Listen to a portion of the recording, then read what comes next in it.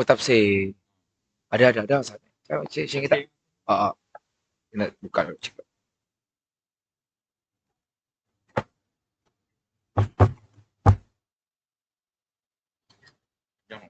Jap.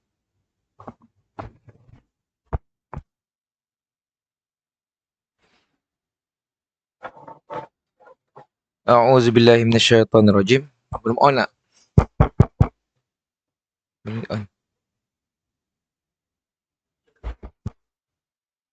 Kena prank.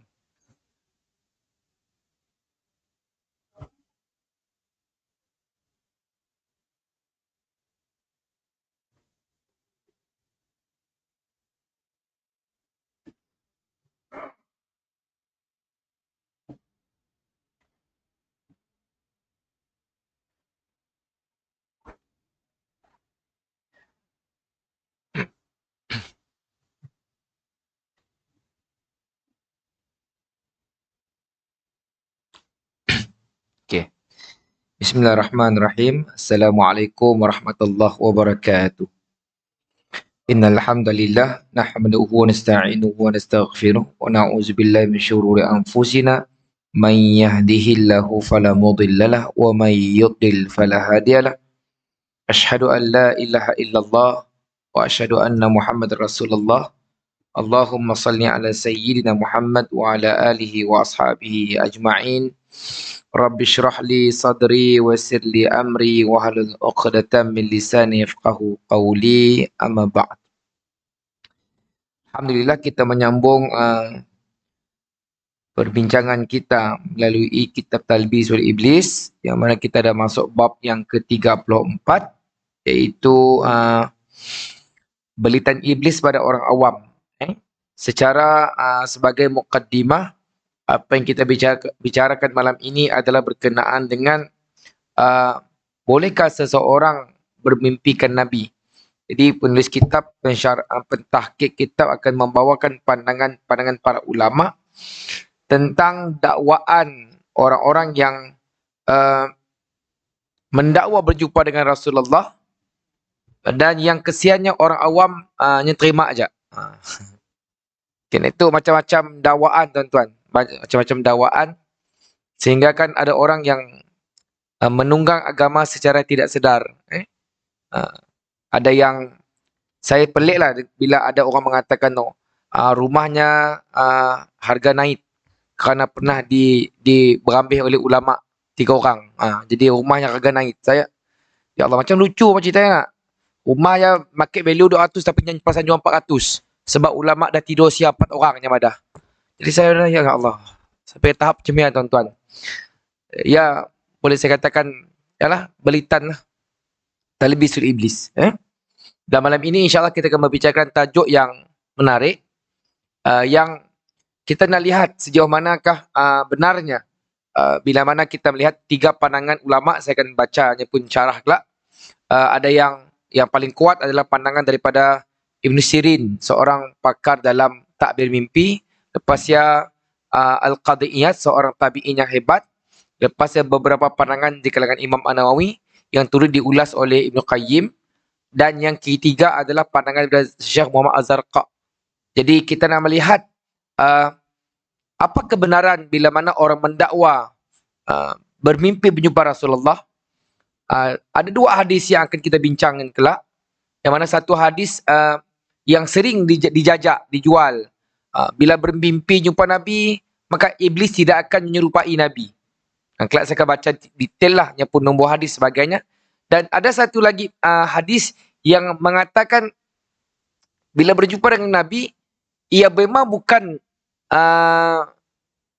selain, maksudnya iblis tidak akan menyerupai Rasulullah, tetapi ada kemungkinan iblis mendakwa hadir dalam mimpi kita dan yang mengatakannya Nabi. Dan sehingga ada satu hadis yang sahabat bermimpinya dibunuh, tuan-tuan. Dan yang nanya dengan Nabi, maka Nabi tetak, tuan-tuan. Akan ada lah. Sebab mutakhir tu, orang awam kita tu mudah orang tadi percaya. Bila jumpa dengan orang yang mendakwa klaim yangnya so-called ulama dan jangan muka kita yang bedah, oh kita tu selamat lagi lain macam rupa kita tu. Kita pun dengar nak, benar tu. Terus ambil terus, percaya terus. Mau kita mau okey, tu kami ada jual air, start lah. Ya, tuan-tuan, market business strategi. Kita pun percaya, beli.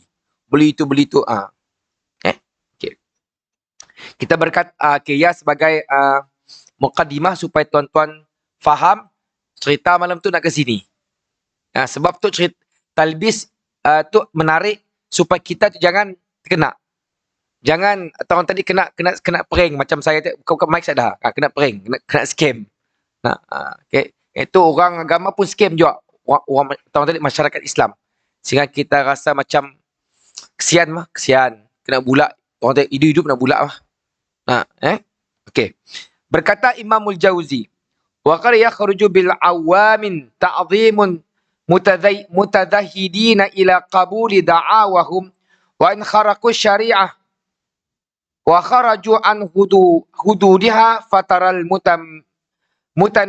mutanammisu yaqulu lil amiyun anta fa'alta bil amsi kadza wa sayajriya 'alayka kadza fayusaddiquhu wa yaqulu hadha yatakallam ala khatiri wa la ya'lamu anna ad-da'a al-ghaibil kufrun. Apa maksudnya? Ada kalanya tipu daya iblis ini berlaku dengan cara mengagungkan orang-orang yang kelihatan zuhud pada orang awam. Iblis akan make upkan kaca-kaca pada mata kita. Dan orang awam disuruh menerima dakwaan mereka sekalipun mereka menyalahi syarak dan terkeluar daripada batasnya. Terkadang engkau melihat orang zuhud yang juga berperanan sebagai tukang ramal berkata kepada salah seorang di antara mereka, esok engkau akan begini dan keadaanmu begini. Orang awam itu pun membenarkan dan dia berkata orang ini bercakap berdasarkan firasat hatinya, sedangkan dia tidak tahu bahawa menyeru atau mendakwa pengetahuan tentang hal-hal gaib adalah haram hukumnya. Secara umum tuan-tuan, perkara-perkara ghaibiyat, kubur, kiamat, hanya datang daripada Quran dan hadis-hadis yang sahih. Adapun penggunaan hadis-hadis yang dhaif lebih kepada targhib wa tarhib, ingatan, ancaman, nasihat. Dia kena jelas. Saya nak tekankan, jangan sembrono katakan, tu hadis dhaif, sial dalam fadail amal, sedangkan ia berkaitan dengan perkara-perkara gaib. Perkara-perkara yang hanya Rasulullah saja, hanya Allah sahaja. Itu secara umum. Yang paling kesian tuan-tuan, kita jelas, kita faham yang sembahyang 5 waktu itu wajib, contoh. Tapi bila ada seorang ulama datang kepada kita, contoh yang so-called ulama lah, yang datang dan nyamadah, hukum telah berubah. Kita pun, masalah kepada kita tuan-tuan, kita ambil bulat-bulat. Terima bulat-bulat.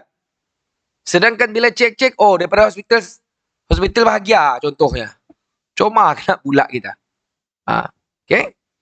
Jadi, orang awam tertipu dengan tipu daya iblis sehingga sanggup mengagungkan orang-orang yang kelihatan zuhud. Walaupun mereka ini hakikatnya dusta, berbulak.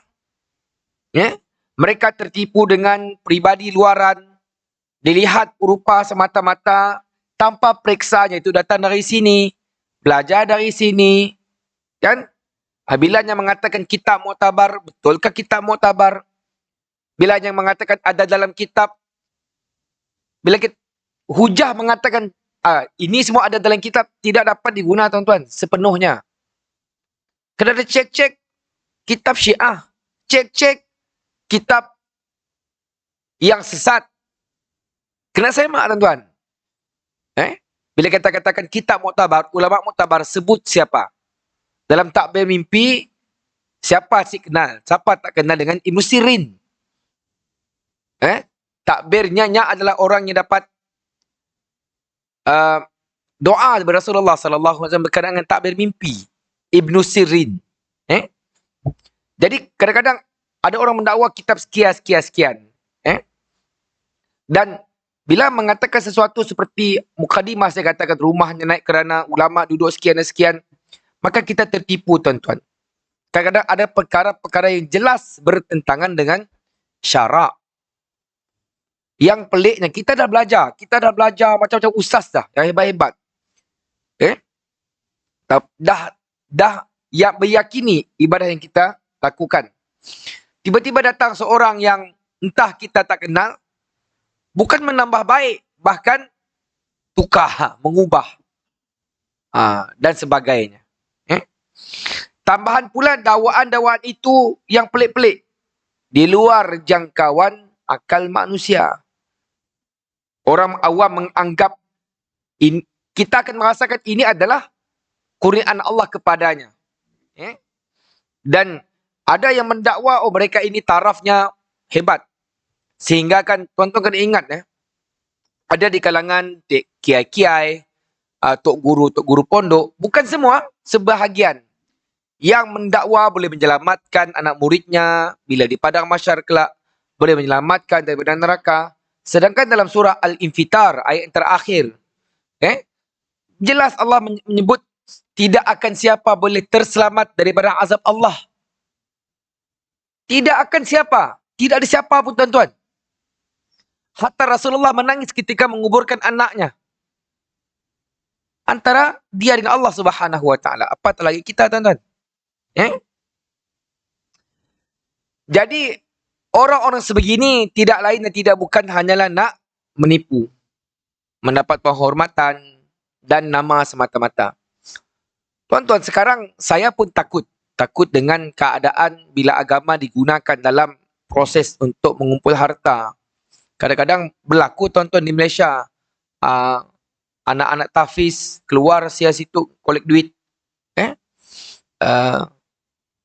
Tok guru pakai verifier. Duit masuk direct lah. Sampai 2-3 juta. Penggunaan siap-siap. Berlaku. Jual. Masalah marketing. Jadi, contohnya, pentahqiq kitab membawa contoh. Ada seorang ulama yang berjumpa Nabi dalam keadaan sedar. Ada ulama klaim berjumpa Nabi secara sedar. Bukan mimpi, sedar. Disebabkan kezuhudan, kealiman yang direka-reka. Tonton, ingat si kisah Guru Yahya. Buka balik YouTube, cek balik cerita Guru Yahya ya. Ada satu lagi cerita yang dilakonkan oleh siapakah? Anak Joyah kena berlakon, nak sidaknya beramal dalam hutan. Cerita-cerita tu bukan hanya cerita, tuan-tuan. Tu lah yang berlaku dalam masyarakat kita, yang orang klaim sidaknya tu ulama. Tapi sebenarnya berbulak. Selalu hadis yang dipakai dalam menipu orang, jangan banyak bertanya.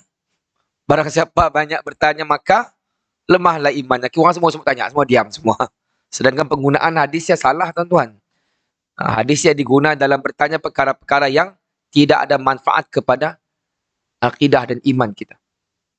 Apa contoh soalan yang tidak patut ditanya? Mak bapak Nabi di syurga ke di neraka? Soalan yang saya tanya. Ada manfaat pada iman kita, tuan-tuan. Lebih kepada kepuasan hati kita. Bila tanya, tuan-tuan tadi, bila cerita tentang Isra dan Mi'raj, nya bukan fokus kepada objektif kisah, nya nanya, burak tu dapat disewa sih. Soalan macam soalan palu ya, tahu kan? Soalan-soalan yang tidak perlu ditanya. Orang kita mudah nak macam ya. Okey? Tetapi kalau bertanya soalan-soalan yang untuk meyakinkan betulkah amalan tu dan sebagainya, maka itu digalakkan supaya kita tidak ditipu bulan-bulan. Sedangkan bila cerita tentang berjumpa Nabi secara sedar, semua ulama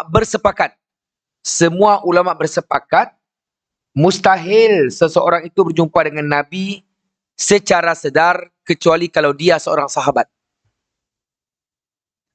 mustahil berjumpa Rasulullah secara sedar kecuali dia seorang sahabat. Selepas zaman kewafatan Rasulullah sallallahu alaihi wasallam, jikalau ada manusia mengaku berjumpa dengan Nabi, yakinlah bahawa orang ini telah melakukan satu pembohongan yang besar. Tidak kiralah siapa, tuan-tuan. Walaupun dahulu dia seorang yang terpercaya, tetapi boleh jadinya menipu. Jadi kena ingat, ulama sekalipun boleh tersilap. Boleh tersilap. Okey. Sekalipun benar dia berjumpa dengan Nabi, yang dilihatnya itu bukanlah Nabi yang sebenar. Ia mungkin iblis yang mengaku dia adalah Nabi. Saya tadi lupa dengan bahasa kitab Syama'il Muhammadiyah. Sikit terbitan Pustaka Salam, sikit terbitan apa, ada 2 kitab. Kalau nak tahu macam ni rupa Nabi, tuan-tuan, milikilah buku ya. Macam ni janggut Nabi, macam ni rupa wajah Nabi, macam ni bahu Nabi, bidang bagaimana. Jadi bila ada orang mimpi atau sedar berjumpa dengan Nabi, cek balik. Dan apa yang dilihat bukanlah Nabi yang sebenar. Kadang-kadang kita tahu, kita tak tahu macam mana rupa Nabi sebab kita tak ada kitab, tak baca. Bila orang cerita tentang Nabi, raut wajah bagaimana, rambutnya bagaimana, hidungnya macam mana. Bila kita klaim kita bermimpi berjumpa dengan Nabi, asal nampak macam muka Arab sikit, oh Nabi lah ya, bukan. Bukan, tuan-tuan. Cek dulu, kena cek. Memang mustahil iblis akan boleh menyerupai Nabi. Tetapi iblis boleh klaim padanya Nabi kerana kita tak tahu macam mana rupa Nabi berdasarkan hadis-hadis sahih. Senang kena bulat. Contoh anak kita saya pernah pergi Kapit. Orang cerita lah, orang bulat kita. Kapit tak pun. Oh benar. Nah, macam contohnya macam dabir lah nak. Kita saya pernah pergi Kapit beli dabir. Nah, cuma kita pergi pasar, oh tu dabir Kapit, kita pun bulat-bulat percaya. Bila cek-cek macam kami orang nak. Bila masa time tu ada dabir. Tiba orang klaim ada dabir. Tangga rupa pun ni ada dabir Kapit macam tu. Contoh. Kena bulat. Sebab kita tahu macam ni rupa dabir Kapit. Cuma orang klaim je. Macam mana dengan berjumpa dengan Nabi? Iblis boleh madahnya tu Nabi kerana kita tidak punya maklumat macam ni rupa Nabi. Ya, poinnya. Nah, kena bulat hidup-hidup. Dalam satu hadis Anasin radhiyallahu anhu qala Nabi sallallahu alaihi wasallam man rani fil manami faqad rani fa inna syaitan la yatakhayyalu bi wa ru'ya mu'min juz'un min 46 juz'an min nubuwah. Hadis riwayat Imam Bukhari dalam Sahih Bukhari dan satunya sahih. Daripada Anas radhiyallahu an, katanya Nabi sallallahu alaihi wasallam bersabda, sesiapa yang bermimpi melihat aku ketika waktu tidur, maka sebenarnya dia melihat aku kerana syaitan tidak boleh menyerupai dirinya serupa aku. Mimpi orang beriman itu satu bahagian daripada 46 bahagian kenabian. Namun jikalau seseorang itu mendakwa dirinya berjumpa Nabi dalam mimpi, terdapat beberapa perbincangan ulama. Pada asasnya betul memang iblis tidak dapat menyerupai Nabi. Dalam hadis, satu lagi hadis yang diriwayatkan oleh Imam Bukhari, wa man rani fil manam faqad rani fa inna syaitan la yatamassalu fil surati. Kata Nabi, iblis tidak akan dapat menyerupaiku. Dalam hadis yang lain sama juga, man rani fil manam faqad rani fa inna syaitan la yatakhayyaru bi wa ru'yal mu'min juz'un min 46 juz'an min nubuwah. Siapa melihatku dalam tidurnya, yakni melihat Nabi dalam mimpi, maka ia sesungguhnya telah melihat aku, kata Nabi, kerana syaitan tidak mampu menyerupaiku. Dan mimpi seorang mukmin adalah satu bahagian daripada 46 bahagian kenabian. Okey. Jadi dalam mentafsirkan hadis yang saya bacakan tadi riwayat Bukhari dalam 3 jalan periwayatan, ada yang nombor hadisnya 6994, ada yang nombor hadisnya 110 ni Bukhari, ada yang nombor hadis 6994 hadis riwayat Anas. Jadi ada 3 kumpulan untuk menjelaskan hadis yang dibacakan tadi supaya kita dapat memahaminya. Okey. Antara golongan yang dalam kumpulan ini, kumpulan pertama, iaitu pakar dalam tafsir mimpi, iaitu Muhammad Ibn Sirin, ataupun terkenal dengan nama Ibnu Sirin, yang namanya Muhammad. Yang kedua Al-Qadiyat, seorang tabi'in dan lain-lain. Okey. Mereka mengatakan hadis di atas terikat sama ada wajah dan bentuk Rasulullah yang dilihat dalam mimpi dengan apa yang diriwayatkan ataupun dilihat semasa hayat bagi sahabat Nabi. Kalau sahabat Nabi bermimpi berjumpa dengan Rasulullah, maka kena sama dengan fizikal Nabi ya. Bukan yang macam MH370 ya, mirip-mirip.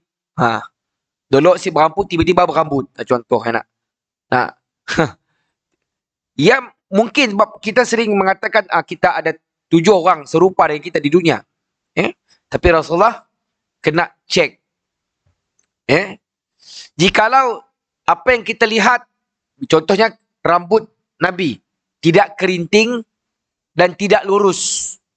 Hidung Nabi si tajam macam orang putih, si juga bulat macam orang Tambi ya. Yang mancung tapi bulat nak. Si je kemek macam orang Melayu tu. Bidang dada Nabi.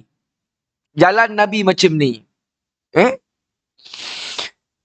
Kalau bercanggah, maka ia bukan Nabi. Itu kata kumpulan yang pertama yang disebut oleh Ibn Sirin dan Al-Qadiyat. Jadi kata penulis kitab, hadis di atas tidak mutlak kepada semua bentuk wajah sahaja. Nangga muka, terus padah tu Nabi. Bukan semudah itu untuk klaim. Ianya memang Nabi kalau yang kita nampak, yang kita mimpi sama dengan apa yang diriwayat dalam hadis-hadis yang sahih. Kadang-kadang tonton kita tu kadang-kadang syok sendiri. Bila mimpi nak, wahnya rasa syok ya. Bila tanya macam ni rupa kena orang Arab. Macam ni rupanya hidungnya. Hidungnya tajam macam putih. Jelas-jelas bulat. Ini matanya matanya galak besar. Cek si kulitnya macam ni, kulitnya ada atau hitam-hitam manis. Bukan. Kulit lebih bukan hitam manis. Bila cek-cek dan jumpanya ya bukan Nabi. Bagi para sahabat apa yang dilihat mestilah sama dengan wajah Nabi yang diketahui oleh mereka. Dalil yang diutarakan oleh kumpulan ini adalah hadis yang diriwayatkan oleh Al-Hakim dan disebut oleh Ibnu Hajar Al-Asqalani, iaitu seorang lelaki telah bermimpi bertemu dengan Rasulullah, lalu dia menceritakan kepada Ibnu Abbas. Maka Ibnu Abbas bertanya, sifatkan, clear, tolong jelaskan kepada aku, ya, bagaimana rupanya, apa yang kamu lihat. Maka ia berkata, aku menyebut Hasan bin Ali, lalu aku menyerupakannya dengannya. Ibnu Hajar berkata, sanad hadis ini adalah baik. Jikalau diambil pendapat kumpulan ini, mimpi yang seperti ini adalah mimpi yang tidak benar. Kerana tubuh baginda tidak gemuk dan tidak mungkinnya melakukan perkara aib dan tidak sopan. Ia juga bukan Nabi SAW kerana mustahil Nabi akan menyuruh seseorang yang bercanggah dengan tuntutan Al-Quran.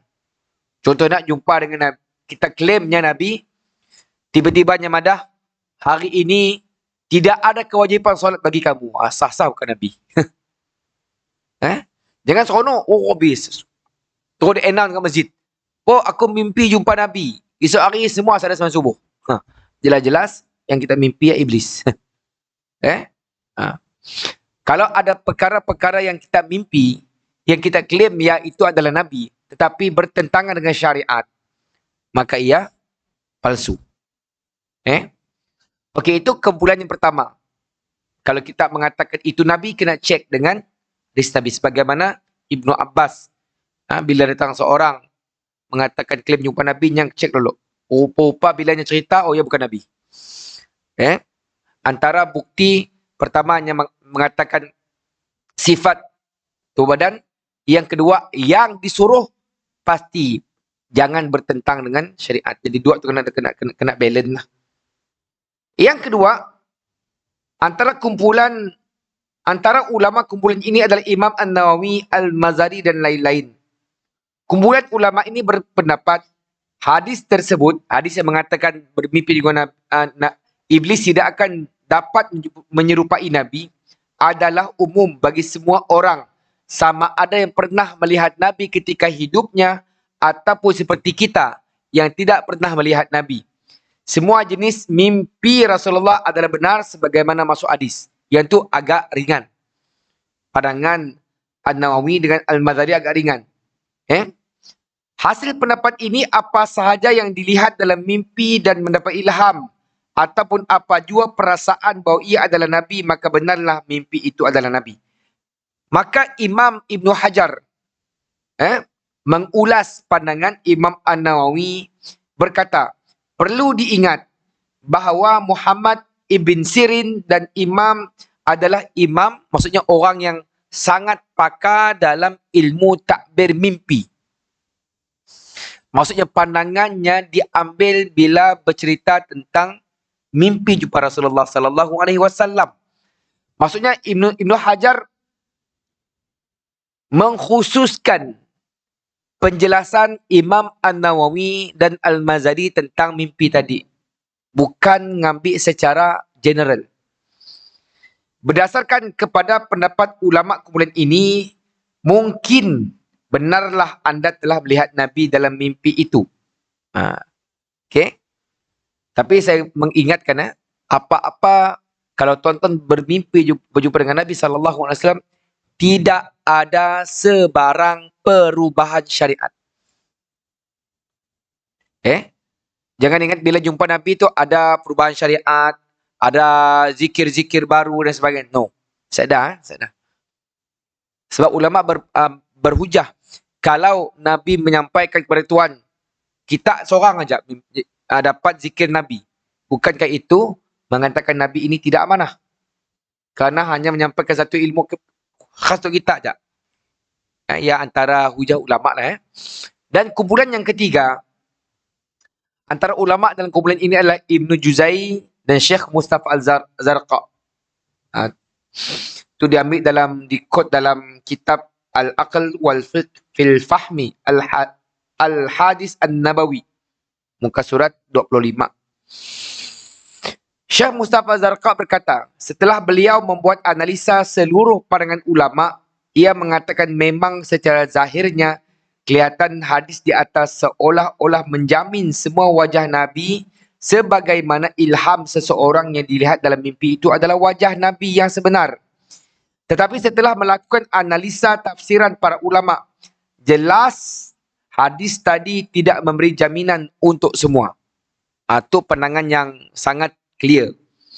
Malah jaminan benarnya Nabi yang dilihat dalam mimpi itu adalah khas bagi para sahabat baginda yang mengetahui dengan jelas rupa para Nabi. Adapun bagi individu yang tidak pernah melihat Nabi semasa hayat, mereka tidak termasuk dalam jaminan hadis, syaitan tidak boleh menyerupaiku. Maksudnya apa tuan-tuan? Dengar yang tu takut tuan-tuan salah faham. Hadis tadi kata Mustafa Zarqa khusus untuk para sahabat yang memang pernah melihat Nabi secara face to face. Adapun kepada kita orang awam sekarang, maka hadis ini tidak mengikat secara sepenuhnya. Maksudnya, bagi kita, syaitan bukan boleh menyerupai Nabi, tapi syaitan boleh klaimnya Nabi. Faham Tapi kalau para sahabatnya memang pernah dengan Nabi. Ya, kena jelas ya.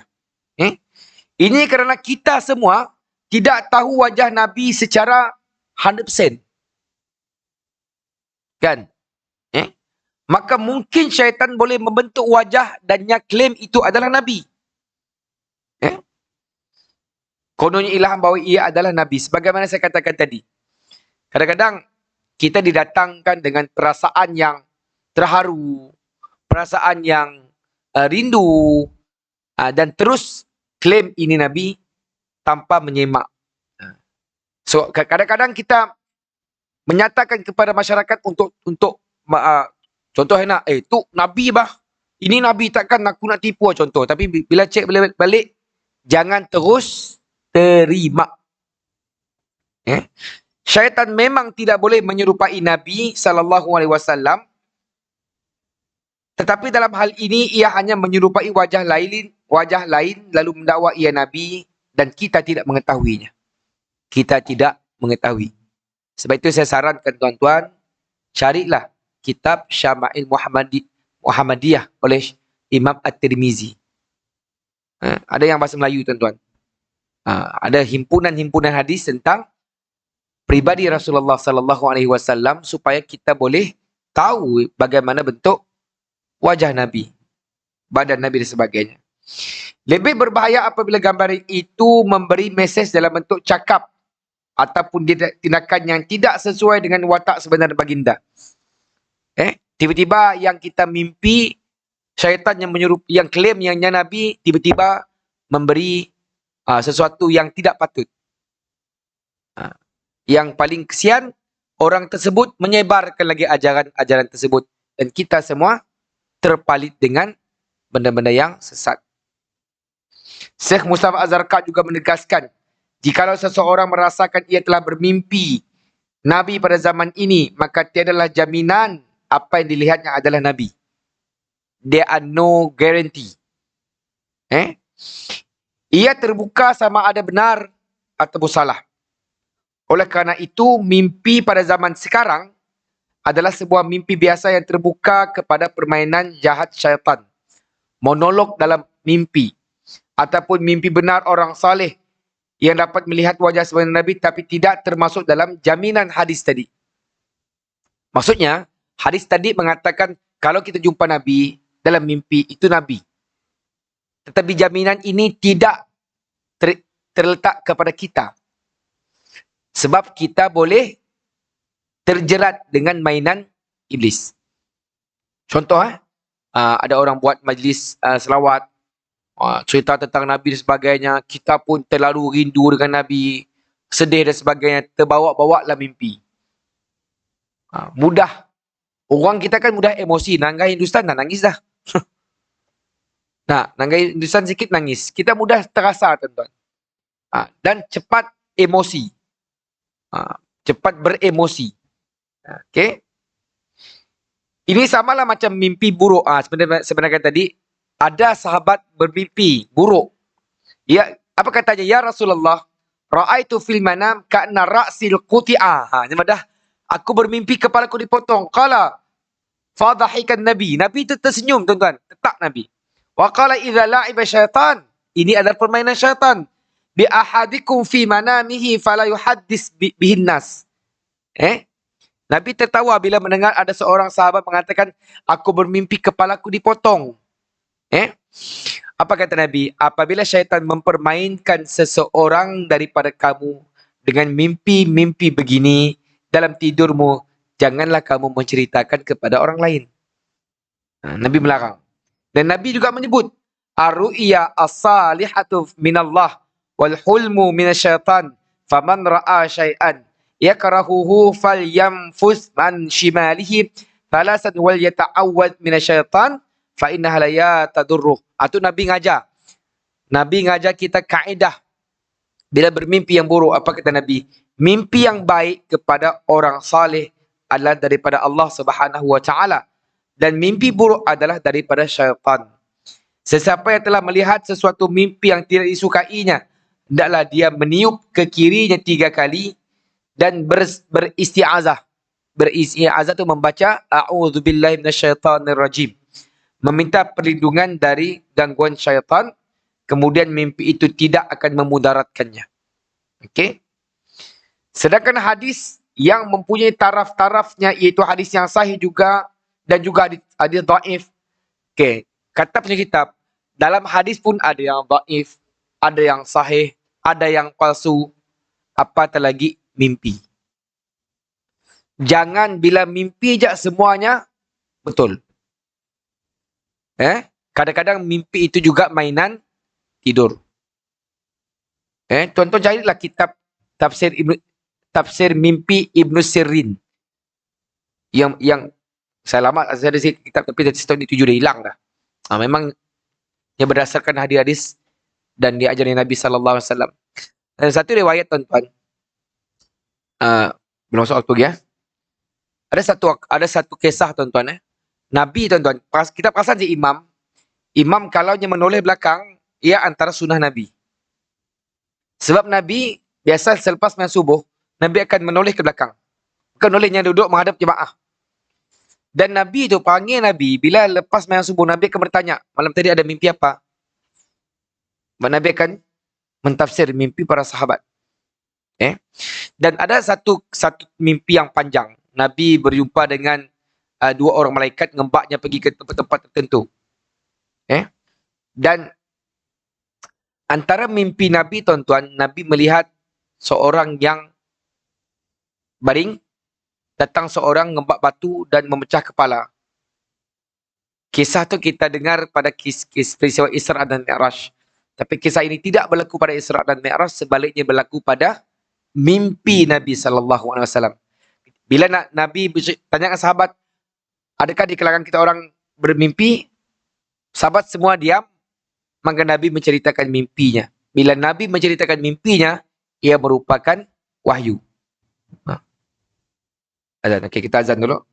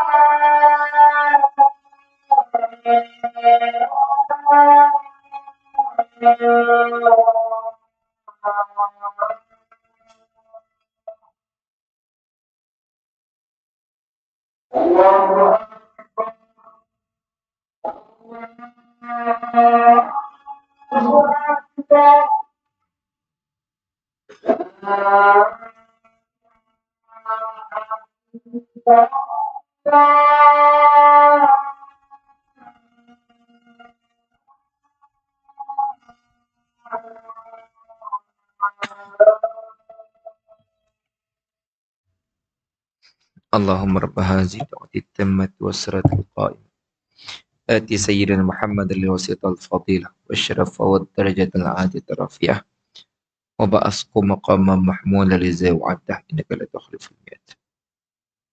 Okey, sambung sikit lagi tuan-tuan. Jadi kalau dalam hadis pun ada yang palsu, dhaif, maudhu dan sebagainya. Begitu juga dengan mimpi. Cuma masalah mimpi tuan-tuan, siapa yang boleh madam mimpi yang benar? Siapa yang boleh menilai mimpi itu benar? Zaman Rasulullah, Nabi bertanya dengan sahabat dan Nabi menjelaskan apa maksud mimpi tersebut. Macam sebagaimana mimpi tadi kan, seorang sahabat berjumpa dengan Nabi, bertanya, "Ya Rasulullah, aku bermimpi kepalaku dipotong." Kata Nabi, itu merupakan mainan syaitan. Maka Nabi mengajarkan bagaimana kaedah untuk menghindarkan. Dan Nabi melarang kita dari bercerita mimpi-mimpi yang buruk kepada orang lain.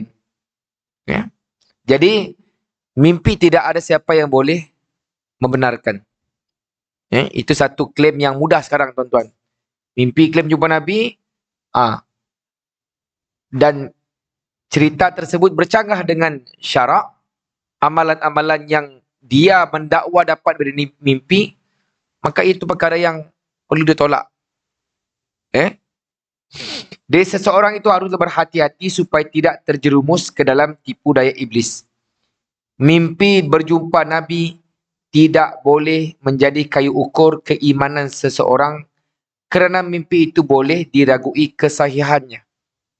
Nah, banyak antara ciri-ciri ajaran sesat, tuan-tuan.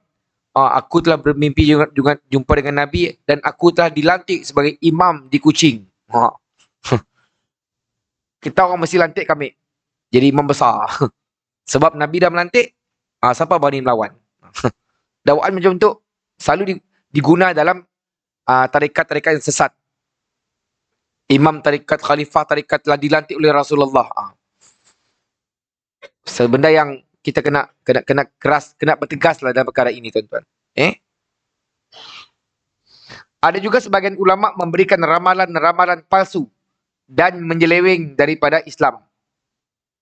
Sebagai saya katakan tadi, kadang-kadang masyarakat kita ni agak lemah. Walaupun dia telah jelas memahami sesuatu isu dalam agama, betul lah mufti dah cerita, Jabatan Agama dah terangkan, tiba-tiba datang seorang yang kita asyik kenal, ataupun yang klaimnya tu adalah ulama, yang peliknya kita dah belajar bertahun-tahun, tiba-tiba dia datang, terus percaya. Kita mudah percaya. Masalahnya, terlalu mudah untuk percaya. Contohnya mendakwa jikalau melakukan begini, dia akan ditimpa sesuatu yang buruk pada esok harinya. Sesungguhnya mendakwa mengetahui perkara-perkara gaib boleh membawa kepada kekufuran. Ada juga sebagian ulama yang dusta mendakwa mereka boleh bersama dengan murid perempuan mereka. Lagi dahsyat. Kita macam ada sikit ajaran Patip. Apa ajaran yang baru timbul yang dilengkawi ya? Hadi minallah. Bersalam selamba, bersalam dengan bini orang, peluk-peluk, ya Allah. Hanya kerana nyatik tuan guru. Di sini saya pelik dengan macam ni. Benda jelas, tuan-tuan. Yang haram, jelas haram. Tidak akan jadi halal. Yang halal, jelas memang halal. Yang akan jadi haram. Dalam keadaan yang normal. Bukannya kerananya guru kita yang boleh manipulate syariat. No. Kononnya mendakwa bahawa itu adalah suruhan agama yang tidak diketahui orang lain. Sesungguhnya itu adalah tipu daya iblis yang nyata dan janganlah mudah tertipu dengannya. Kesimpulannya, jikalau ada daripada kalangan ulama yang memberi fatwa-fatwa yang pelik-pelik, ataupun ada di kalangan ulama yang menceritakan amalan yang pelik-pelik. Contoh, Ah, tu baru saya dengar malam tadi. Selepas salam Assalamualaikum warahmatullahi, lepas saya selawat Allahumma salli ala Sayyidina Muhammad. Di sini oleh ya tuan-tuan. Saya dapat daripada tuan guru saya Ustaz. Pelik-pelik tuan-tuan, pelik-pelik lah, pelik-pelik. Faham pelik-pelik nak? Di tahun tadi yang sadar dalam kitab fiqh. Sibuk kata kitab fiqh yang besar-besar lah, kitab fiqh yang kecil-kecil pun sadar. Dan menyeleweng daripada syariat Islam, orang awam haruslah menyiasat dan menolak sepenuhnya. Jikalau terbukti apa yang dikatakan olehnya itu tidak benar dan menyeleweng daripada Islam, sekalipun ia berpakaian seperti ulama, jangan mudah tertipu. Macam tipah tertipu. Mudah gila kena bulak. Hanya kerana pakaian, kita terus ambil terus. Kerana keimanan seseorang tidak diukur dengan pakaiannya. Tidak diukur dengan panjang janggutnya. Yes, janggut itu sunnah. Tapi ia bukan pengukur. Mungkin kita mana janggut tu pengukur ilmu. Orang tambi besar panjang lagi janggut. Mungkin kita mana serban tu pengukur ilmu. Dah sing tebal lagi serbannya. Bukan tuan-tuan. Ilmu tidak diukur dengan pakaian. Jadi kesimpulannya tuan-tuan, Allah Subhanahu Wa Taala, pertama, kalau ada orang klaim bermimpi juga dengan Nabi, pertama kena dipastikan kesahihan mimpi. Macam ni nak memastikan, cross check dengan hadis-hadis dalam kitab Syama'il Muhammadiyah. Satu. Yang kedua, mimpi berjumpa dengan Nabi tidak membawa kepada perubahan atau pertambahan dalam syariat. Yang ketiga, bermimpi jumpa dengan Nabi tidak akan ada perkara-perkara yang mengaibkan Rasulullah sallallahu alaihi wasallam. Contohnya, kita klaim jumpa dengan Nabi, perutnya gemuk, Ustaz. Boncet. Giginya rungak. Jelas-jelas. Jelas-jelas lah tuan-tuan. Okay. Jadi last kali, daripada apa yang kita lihat tu, jangan mudah terpedaya dengan orang yang klaimnya tu ulama dan sebagainya. Saya pun tuan-tuan malu mengaku saya tu ustaz.